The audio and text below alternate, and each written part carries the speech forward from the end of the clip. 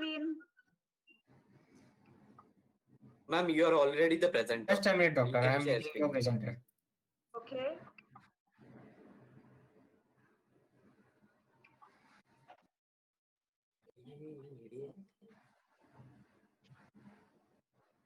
So it is my proud privilege to introduce the first speaker of the evening, Dr. Rajendra Nagarkatti. He is the chairperson of the Midlife Management Committee, FOGSI, but he is an extremely simple man. He is also the chairperson of AMOG's Midlife Management Committee.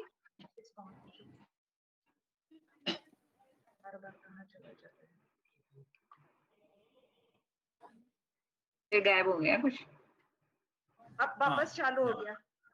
He is executive council member of MOGS, past president, Association of Fellow Gynecologists, joint treasurer, Association of Medical Consultants, Mumbai, past president, IMA, Meera Bhayandar branch, past president, Bhayandar Medical Association, consultant, obstetrician and gynecologist, having his Ashirwad Maternity and General Hospital at Bhayandar, works also in Wokad Hospital, Meera Road, and Bhimsen Joshi Municipal General Hospital, Bhayandar. So with this, I welcome you, sir. And thank you, we madam. would be honored to hear you on progesterones today. I request everyone who's not a speaker, please shut off your mic.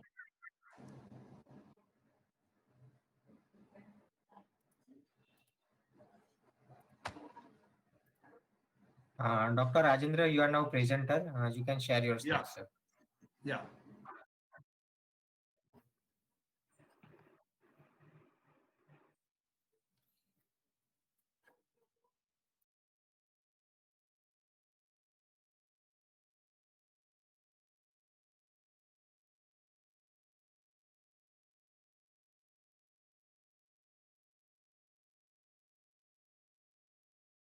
Is the screen seen? Yes, sir. Yes, sir. Okay.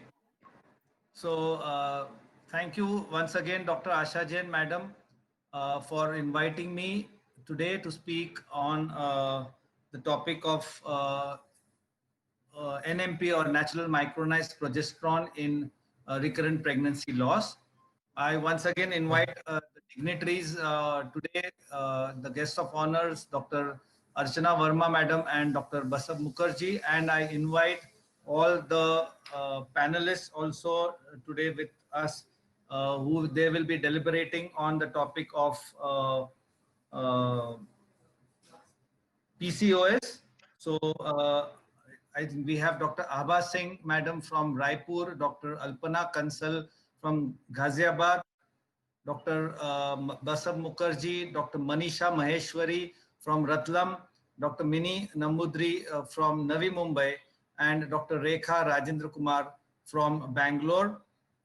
We also have Dr. Vinita Singh from Raipur and Dr. Tabassum Dalla from Raipur. So this was on behalf of the Midlife Committee, just a warm welcome to all the faculty. And this is greetings from the Midlife Management Committee of FOGSI. I have already welcomed you on behalf of all of them. So moving ahead, role of NMP in recurrent pregnancy loss. By definition, miscarriage is defined as a spontaneous loss of a pregnancy under 20 weeks of gestation, and recurrent pregnancy loss is 3 or more such successive miscarriages. ASRM and ESHRE modified this to 2 or more successive miscarriages, which I think is quite prudent because it is definitely worthwhile to start investigation in cases of 2 or more abortions. The pregnancy loss is generally greatest during the implantation phase because this phase is so very important for the beginning of a proper and a good pregnancy. And that is the phase where we need to be very proactive and try to see that the pregnancy progresses well. This was a study by Dr. Naikas G on endometrial receptivity and the changes in cell surface morphology, which had come in the Reproductive Medicine Journal of 2000. Here he talks about the human implantation window. We all know that there is an implantation window around the day 2021 in a 28-day cycle, and this is determined by the formation of what is called pinopodes. The formation of pinopodes is progesterone dependent, as can be seen by the fact that these pinopodes are inhibited by the administration of the antiprogestin mifepristone, and thereby it starts the process of abortions. Also, examination of the endometrial biopsy specimen for pinopodes is a potential test in infertility evaluation for the optimization of embryo transfers and implantation. This was as per ESHRE 2012. So therefore, as you can see here, that the chemokines and cytokines, they guide the embryo to the optimal implantation spot. So as you can see here, that this particular cell has the maximum pinopodes, and the cells, the embryo is being guided to that particular point. There are also integrins and cadherins, which are adhesive molecules which help in this attachment process of the blastocyst. So it is these combination which basically helps in the implantation process. Blastocyst invasion is also aided by the dissolution of E-cadherin. On the left hand side, you can see that there are calcium cells, and the epithelial cell adhesiveness by E-cadherin is controlled by the intracellular calcium.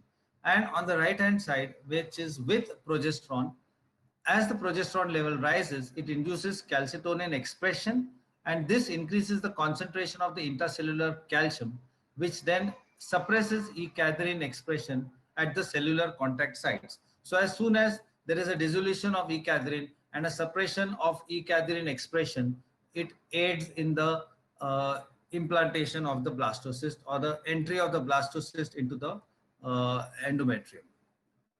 Now this particular role of progesterone is the immunomodulation, wherein it basically has effects on the cytokines Th2 and Th1 cytokine. It brings about the balance between the two.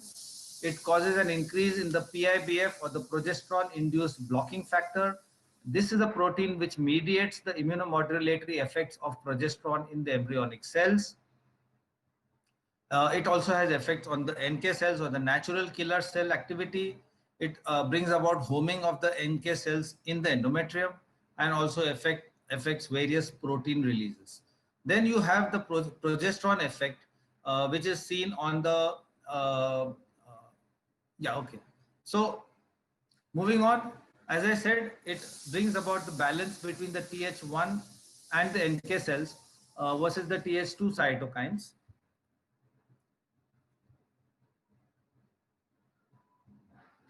The Th1 cytokines are pro-inflammatory and the Th2 are anti-inflammatory. So we need to have a peaceful balance between the two. And if Th1 is dominant, it can lead to abortions. Whereas if Th2 is dominant, it can lead to a positive or a successful pregnancy. And that tilt is brought about by progesterone, from a miscarriage, possibility of a miscarriage, to the chances of a successful pregnancy by increasing the good cytokines, that is the Th2 cytokines. Now coming to the clinical scenario or the etiology, you have genetic, we all know this, so I won't go into much details. We have genetic factors which can be single gene defects or multifactorial gene defects. There can be anatomical factors which can be congenital or acquired. There can be endocrine factors like luteal phase defect, PCOS, diabetes, thyroid, prolactin disorders. There can be infections like the torch infections. There can be bacterial infections, parasitic, fungal infections, and there can be immunological factors, that is the cellular and the humoral. The humoral is what we all know as the Apla's syndrome. That is the antiphospholipid antibodies, the anti-thyroid antibodies, anti-sperm antibodies, or even the autoimmune antibodies. So these all come under the immunological factors. So the treatment options would be definitely to try and manage these different etiological factors. First and foremost, I think that the woman should be referred to a specialist BOH clinic, or if you yourself are managing BOH patients, then yes, we need to go according to the treatment protocol for BOH patients. First and foremost, for the APLA syndrome patients,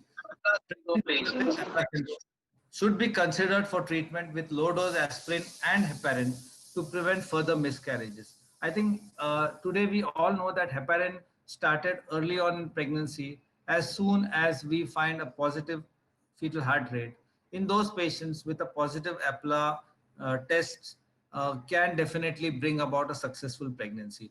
A meta-analysis of RCTs involving various treatment regimes showed that the only treatment that led to an increase in live birth rates was aspirin in combination with unfractionated heparin.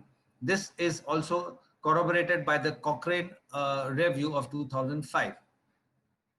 One needs to counsel the patients that low dose aspirin has no adverse effects on the fetus. Heparin does not cross the placenta, so there is no risk of fetal hemorrhage. That low dose, low molecular weight heparin has similar efficacy as unfractionated heparin, and with much lesser side effects and a better safety profile.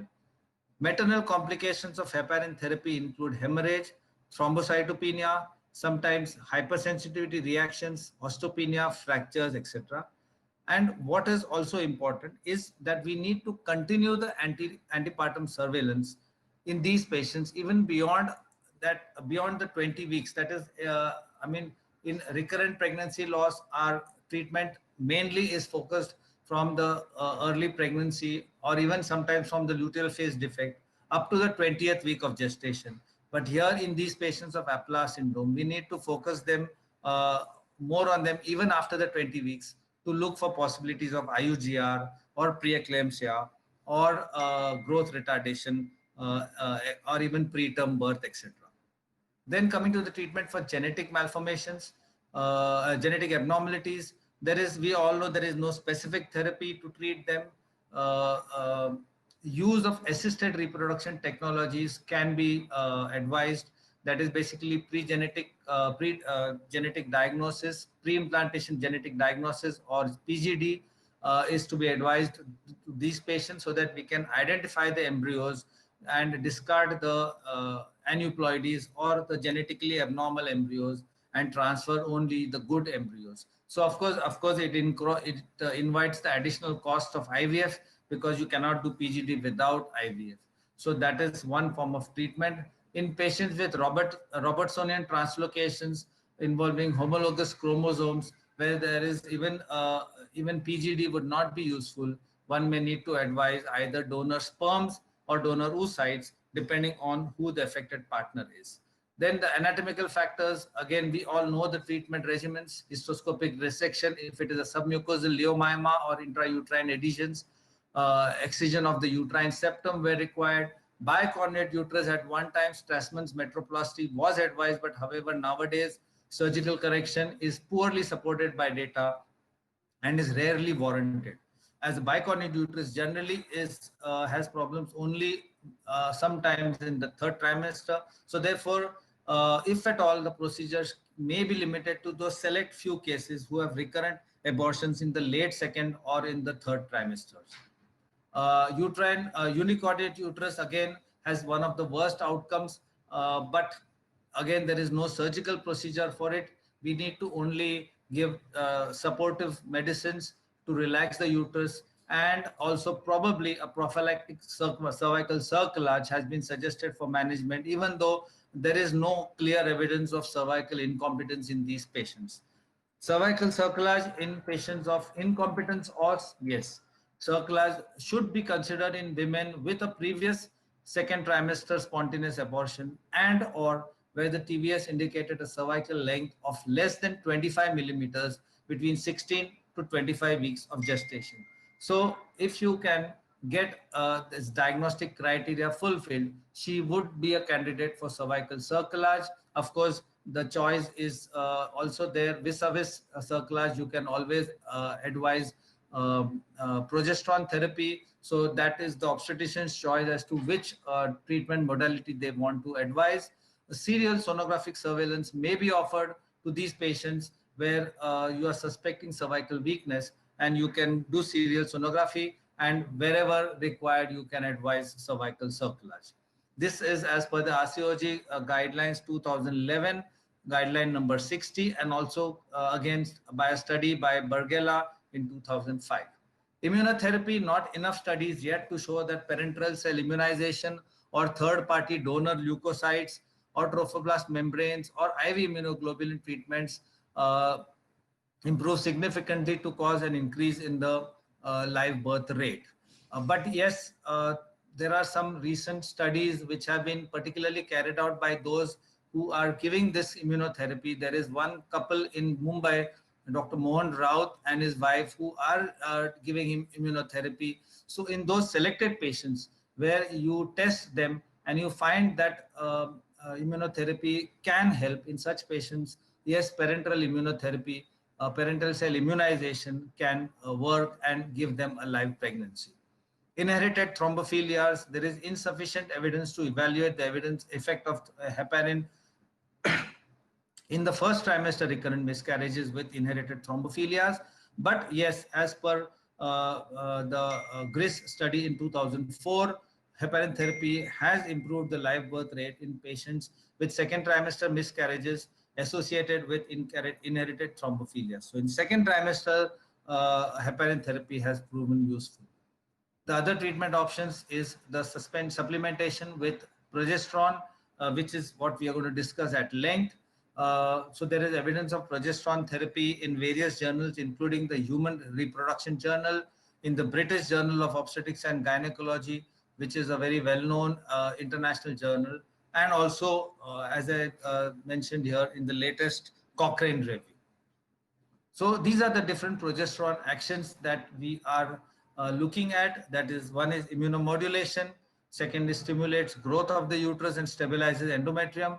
It maintains uterine quiescence by inhibiting the myometrial contractions, and also increases vascularity of the endometrial lining, which thereby helps in proper implantation and subsequent growth of the embryo and the fetus. Again, these points sort of stress or recorroborate the beneficial role of progesterone. The fact that only 70% of women with a serum progesterone level of less than 15 completed the first trimester, and only 60% could be saved with a progesterone level of less than 8 nanograms per ml. So therefore, low progesterone is correlatable cause of miscarriages, and therefore empirical treatment is also advisable, because the treatment is benign, rather than not treating and just investigating and looking for a low level and only treating those patients. Empirical treatment also is advisable. The funda would be in such cases would be that why not treat all of them and save that 30% also, or the 40% also, who are likely to have a miscarriage. This is the study in BJOG, that is the British Journal of Obstetrics and Gynecology in 2005, where it clearly showed that progesterone possesses favorable immunotolerant actions by stimulating the production of PIBF. I already mentioned that PIBF it is the main protein which mediates the immunomodulatory action of progesterone, and it has action against the NK cells or the natural killer cells, and this is crucial for implantation and the interaction between the conceptus and the host in early pregnancy. This is the Cochrane meta-analysis of 2013, which studied the efficacy and safety of progesterones in the prevention of RPL. The RCTs comparing progesterone with placebo were all selected. 4 trials have been included in this particular Cochrane review, with 225 women with RPL of, that is, 3 or more consecutive miscarriages. These are the findings of the meta-analysis, and they have concluded that progesterone or progestogen treatment showed a statistically significant decrease in miscarriage rate as compared to placebo. Now, which progesterone? There are so many different forms of progesterones available. So which would you prefer? So we have the natural micronized progesterone, which could be given orally, vaginally, or intramuscular injections. Then there is dihydrogesterone, which is a synthetic progesterone, and then there is the 17 alpha hydroxy progesterone caproate, again a synthetic progesterone. This was a study in 2019 published in the American Journal of Perinatology by none other than Dr. Nandita Palshetkar, immediate past president of FOGSI, Dr. Amaya Purandare, and Dr. Rohan Palshetkar. And based on this, there were some FOGSI recommendations made for the management of threatened abortions. So this is evidence-based clinical recommendations in the management of threatened miscarriages. These were some of their findings or some of their summary features. There are a variety of progestogens available for therapeutic use. They can be classified as natural or synthetic. Natural progestogens are referred to as the compounds with chemical structures similar to the progesterone of ovarian origin. And in contrast, synthetic progestogens are not naturally occurring steroids. They are produced in the laboratory with modification of their chemical structures. Progesterone is a natural progestogen, whereas 17 alpha hydroxyprogesterone caproate, that is a 17 OHPC, and even dihydrogesterone are both synthetic progesterones. Progesterones are sometimes associated with androgenic effects such as fluid retention, decreased high density lipoprotein, mood disturbance, etc., which are more common in the synthetic progesterones. These are the dosage comparisons of the different formulations. In the oral NMP SR formulations, the dosage is generally 200, it should be 200 to 400 milligrams per day. The dosage is once daily because it's a slow release preparation. Then you have the intramuscular progesterone, which can be given in doses of 50, 100 or 200 milligrams, again once daily. Then there is vaginal micronized progesterone, which is generally available as capsules. And these are given in doses of 600 to 800 milligrams, generally divided doses of 200 or 300 milligrams 2 to 3 times daily. Oral dihydrogesterone given in a dose of 20 to 30 milligrams per day, again 10 milligram tablets given 2 or 3 times daily. And then there is the vaginal progesterone gel available as an 8% gel having 90 milligrams of progesterone, again generally once daily. So oral NMP SR is the only oral formulation effective with a once daily dosage, unlike the NMP capsule, which is generally required to be given vaginally, or the dihydrogesterone, which can be given orally, but either of these required to be given 2 times a day. Vaginal gel is the other preparation which can be given once a day. Now, what are the advantages of the oral NMP SR? One is that it has a lot of lymphatic absorption, and therefore it limits the first pass metabolism. Let me tell you what is first pass metabolism. Normally when a product is taken, when you take something orally, it goes into the intestine, gets absorbed, and then from there it first goes to the liver where it gets metabolized, and then from there it goes into the bloodstream. So during this process there is a certain loss of potency which can happen. Now, with respect to the oral preparation of natural micronized progesterone, there is a gradual dissolution and erosion of the polymeric matrix, which facilitates a lymphatic absorption of progesterone. And thereby, as you can see in the picture, because of the lymphatic absorption, it goes to the lymphatics, and then from there it goes straight into the systemic and general circulation. So thereby it limits the hepatic first pass metabolism, and thus a large amount of intact drug reaches the systemic circulation. Secondly, because of this, what happens is the side effects are lesser. A normal capsule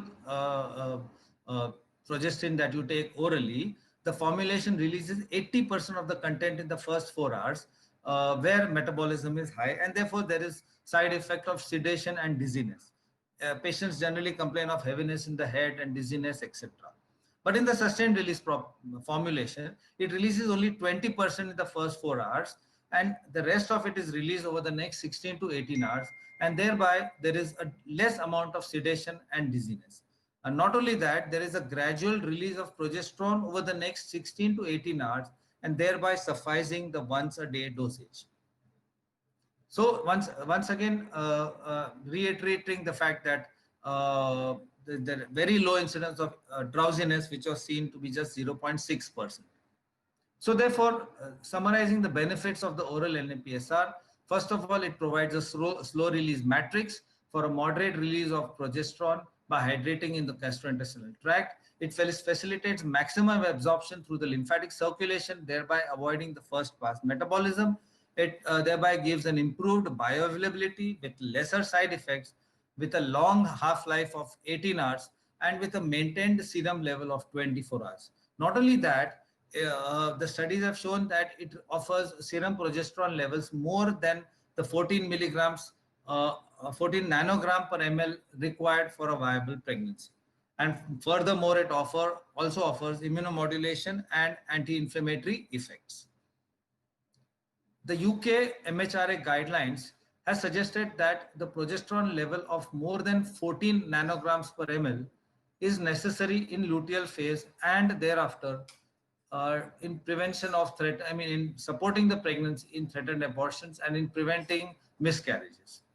And the serum progesterone levels were tested in this study. And as you can see, with the NMP-SR 200 milligrams, the level reached was 20.6. With NMP-SR 300, it was 36.1. And with the NMP-SR 400, it was 46.2. So all the levels, including the 200 milligram dosage, had levels well above this required level of 14 nanogram per ml. So, and that was maintained for the 18 to 24 hours half-life of the molecule, and therefore they are definitely reaching good serum progesterone levels and are effective in preventing miscarriages. So therefore, recommendations and conclusions which were adopted by FOGSI, that a low serum progesterone is associated with threatened abortions. Clinical supplementation with progesterone is required for implantation, for maintenance of pregnancy, for early embryonic development and fetal development. Several routes of administrations are available: oral, vaginal, intramuscular and transdermal, and various formulations are available which can be clinically used in the treatment. The oral progesterone SR preparations, oral supplementations have therefore an improved patient compliance. We have all seen this. Many of our patients, when we tell them to take vaginal preparations, they are hesitant, and all this, they may say yes, but they may not be able to use it vaginally because they have small houses with lots of people staying in a small house. They don't get the privacy to be able to insert capsules or gels vaginally, and therefore they may be skipping the dose or they may not be inserting it properly, thereby proper compliance is not there. And that is where the oral NMP-SR preparations score over them, because they have similar efficacy but with a much better compliance. Now coming to the safety profile, the safety profile of progesterone. Here we are comparing this NMP versus 17 alpha hydroxyprogesterone caproate and also versus dihydrogesterone.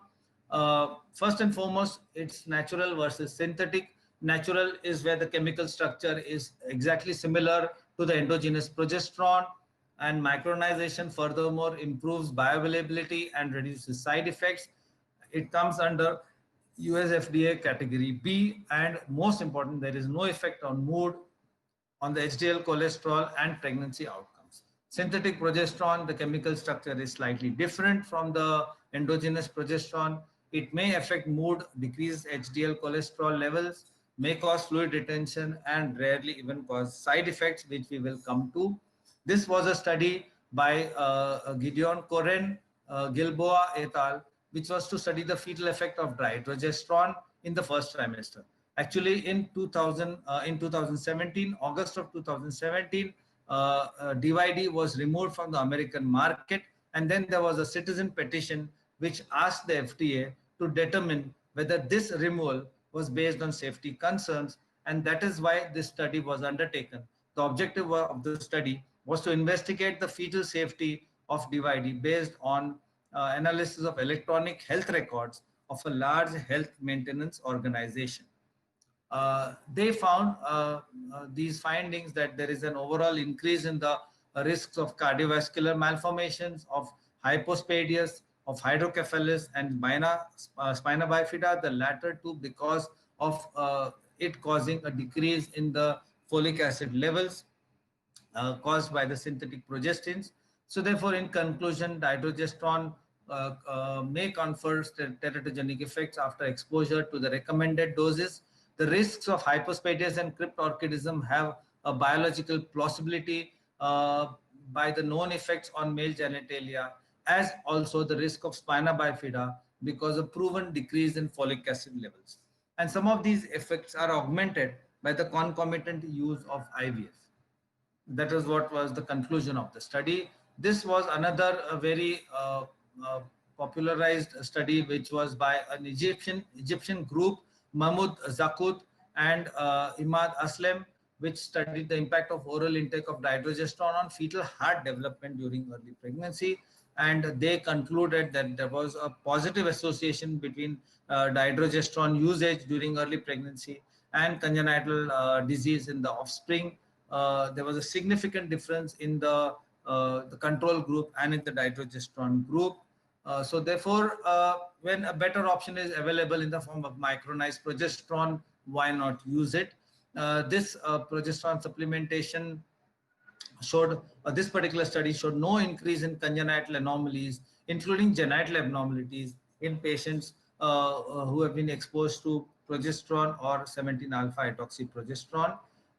This was a study again by Flizur and Tulandi in the Fertility and Sterility Journal of 2008, which again found that progesterone treatment does not increase the risk of non-genital birth defects.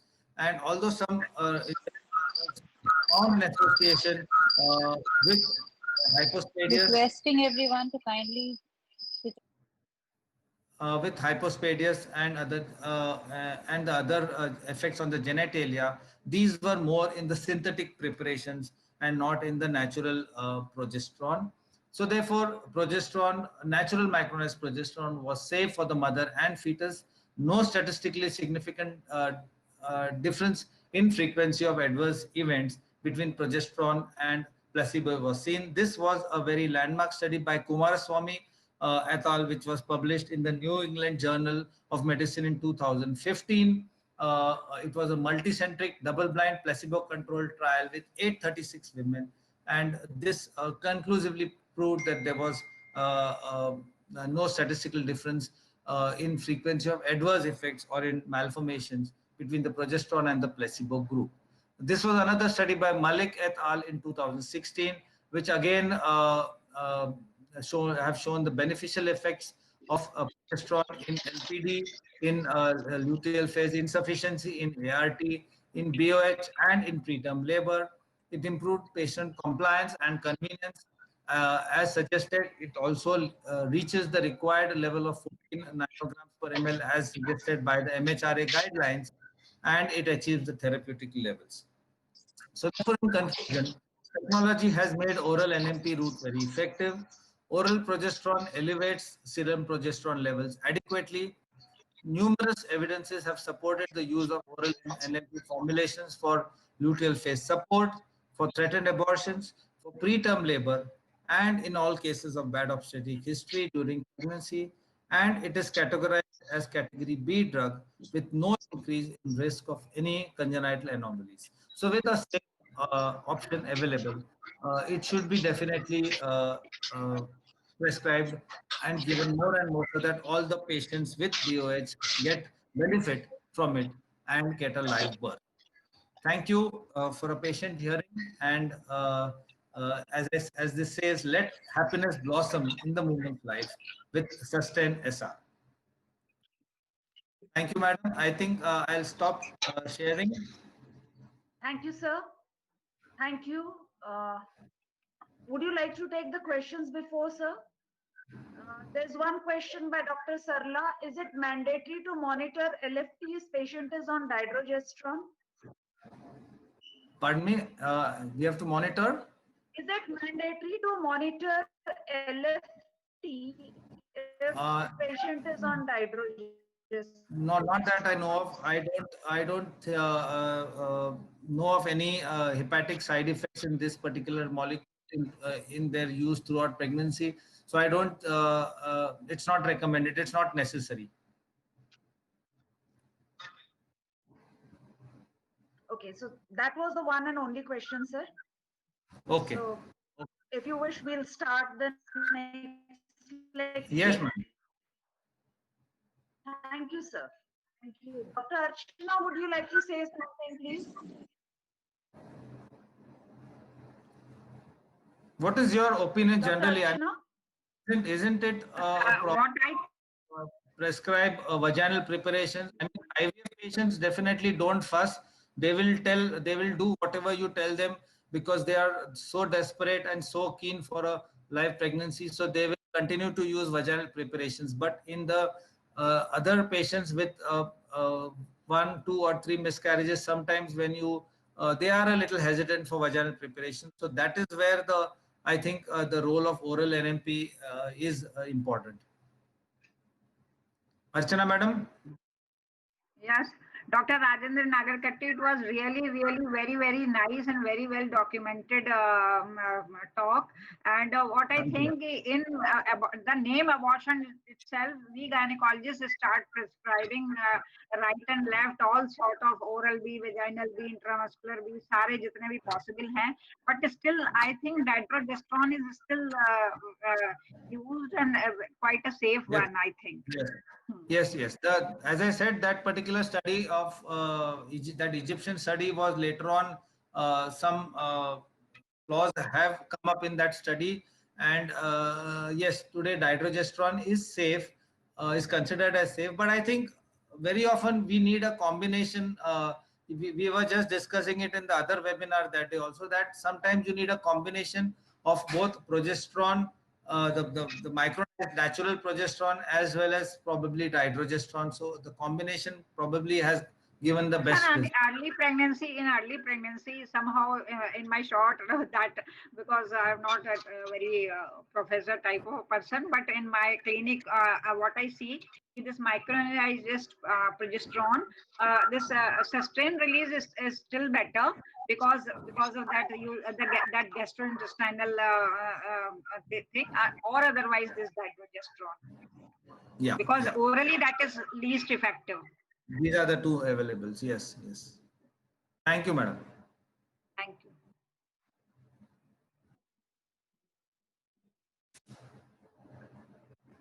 Thank you, sir. Please make me the presenter. Dr. Tabassum? Yes, madam.